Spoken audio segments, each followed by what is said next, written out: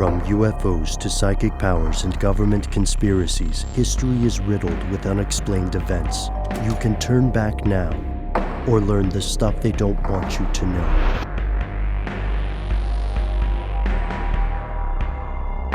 Here are the facts.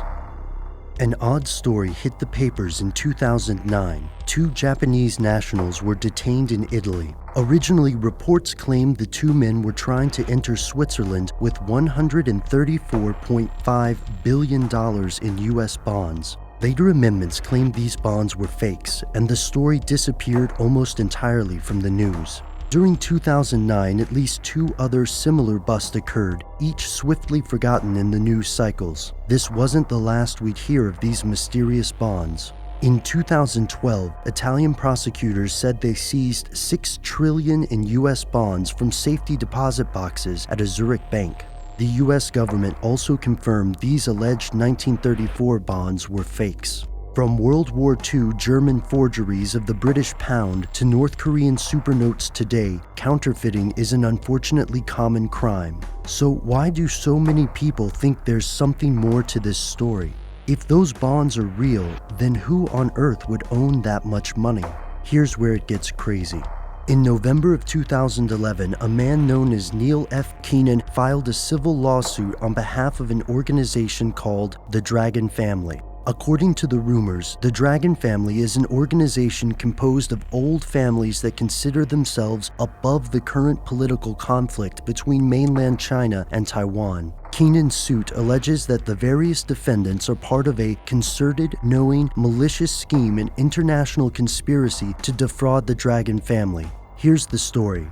Between the world wars, China's finance minister T.V. Song and Henry Morgenthau, the U.S. Secretary of the Treasury, struck a deal to protect Chinese assets in case of a widespread war with Japan. The U.S. purchased about 50 million ounces of silver and leased a large amount of gold from the nationalist Chinese government. These metals were exchanged for certificates and sent to the U.S. The certificates allegedly became a cornerstone of Taiwan's wealth. When the Nationalist Party fled to Taiwan, they appointed the Dragon Family to safeguard these remaining certificates and wait for the time to redeem them with interest. It's an intriguing story, but there are several problems. First, the Federal Reserve claims the specific currency described in this lawsuit doesn't exist. Secondly, the alleged bonds and certificates have several noticeable spelling errors. Those who believe the bonds are genuine say these errors are purposeful as a way to keep the US from having to repay the debt.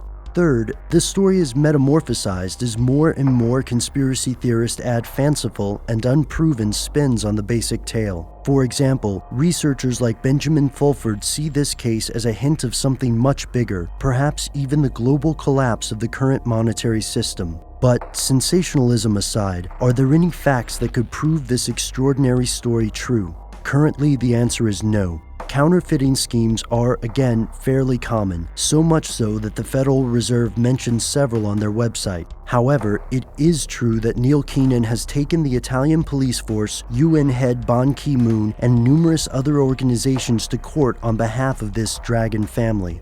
The story's not finished yet, and only time will tell whether this is a case of fraud and conspiracy theory spiraling out of control, or a genuine example of something they don't want you to know.